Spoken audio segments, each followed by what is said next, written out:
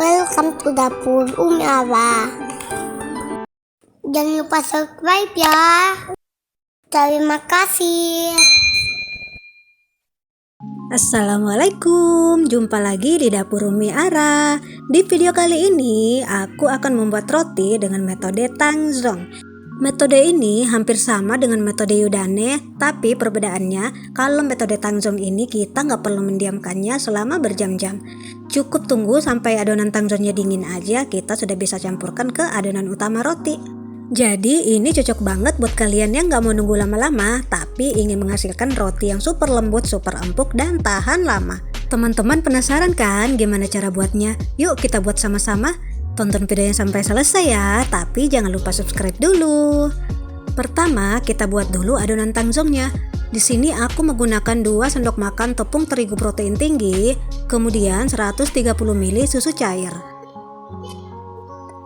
Masukkan susu cairnya setengah dulu ya, biar terigunya mudah larut. Setelah terigunya larut, kita masukkan semua susu cairnya.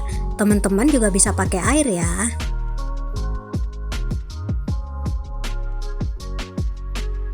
Sekarang kita masak adonan Tangzhongnya.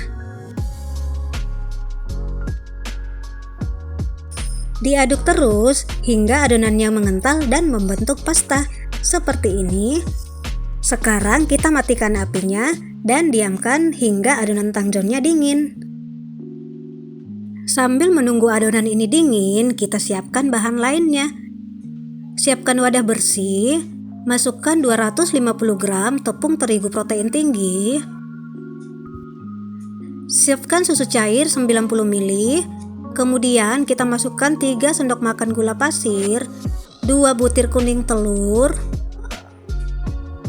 3 gram atau 1 sendok teh ragi instan. Lalu aduk hingga semuanya larut, terutama gula pasirnya ya, biar nanti saat diulen pakai tangan tidak ada lagi gula yang bergerindil. Masukkan adonan Tangzhongnya ke dalam tepung terigu yang sudah disiapkan tadi. Aduk menggunakan tangan. Teman-teman kalau mau menggunakan mixer boleh banget ya. Ini aku contohkan buat teman-teman yang nggak punya mixer. Masukkan cairannya secara bertahap. Tujuannya karena tepung terigu itu kelembabannya berbeda-beda ya teman-teman. Jadi kita masukkan secara bertahap seperti ini agar nanti kita menghasilkan adonan yang konsistensinya pas dan gak kelembekan.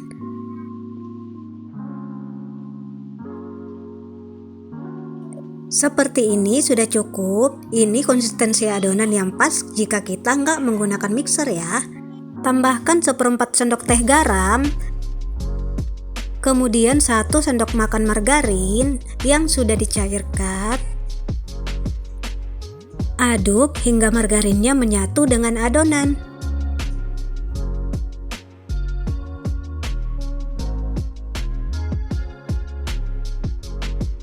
Seperti ini, adonannya siap untuk diulen.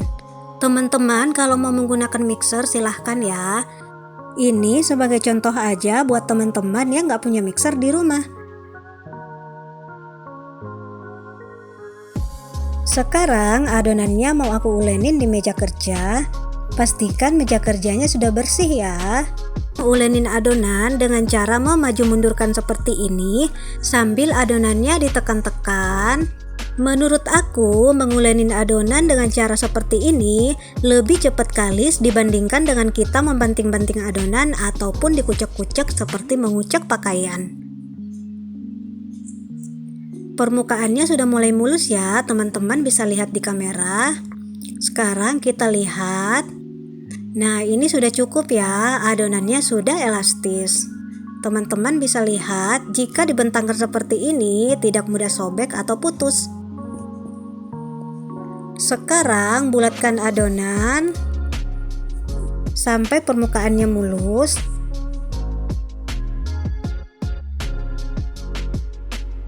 Masukkan adonan ke dalam wadah.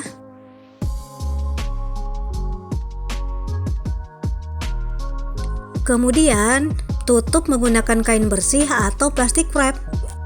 Setelah ini, diamkan adonan hingga mengembang 2 kali lipat atau tergantung suhu sekitar. Ini setelah aku diamkan kurang lebih 45 menit di suhu ruang aku yang 32 derajat Celcius. Kempeskan adonan hingga semua udara yang terperangkap di dalamnya keluar.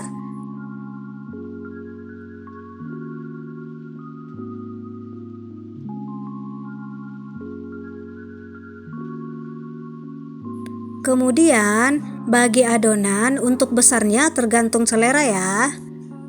Di sini aku mau bagi jadi 6 bagian saja.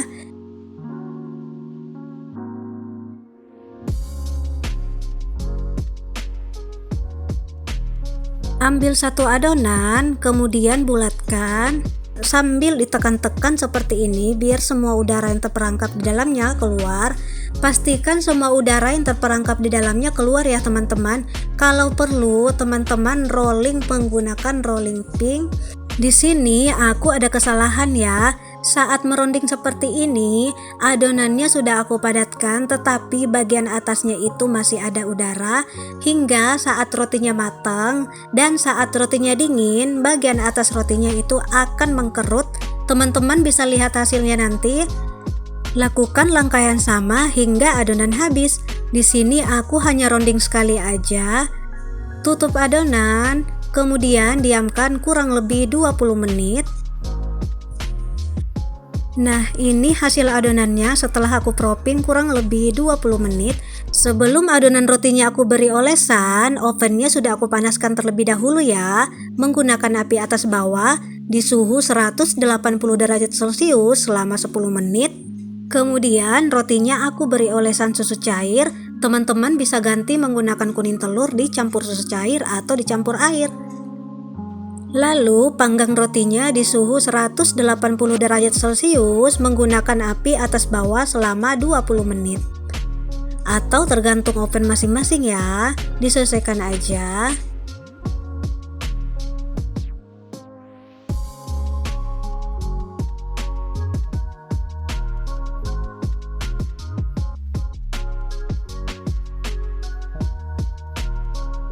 Di sini teman-teman bisa lihat saat rotinya masih panas, bagian atasnya masih mulus ya.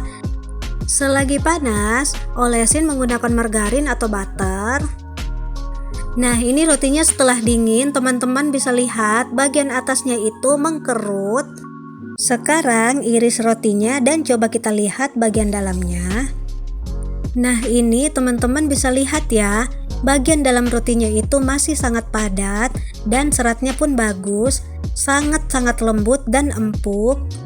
Jadi teman-teman, kesalahannya itu seperti yang aku sebutkan tadi, aku masih menyisakan udara di bagian atas adonan. Jadi teman-teman, kalau tidak mau melakukan kesalahan seperti aku, pastikan membulatkan adonan dengan cara yang sudah tepat dan pastikan tidak ada lagi udara yang terperangkap di dalam adonan. Tapi teman-teman jangan lihat dari penampilannya, karena ini rotinya sangat-sangat lembut dan sangat-sangat empuk. Ditambah selai coklat yang melimpah itu rasanya enak banget.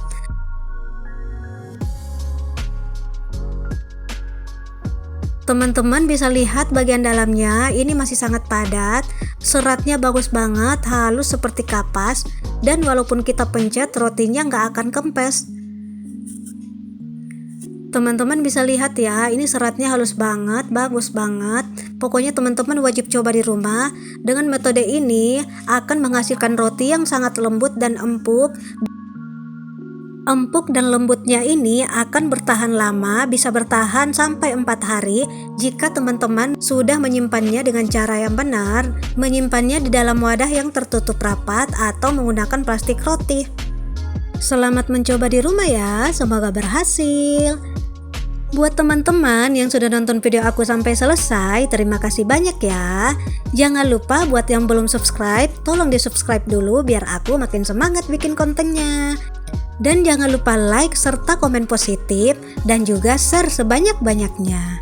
Sampai jumpa di resep dapur Umi Ara berikutnya. Mohon maaf jika ada salah kata dan video ini masih banyak kekurangannya karena manusia tidak ada yang sempurna. Tonton video dapur Umi Ara yang lain juga ya. Terima kasih.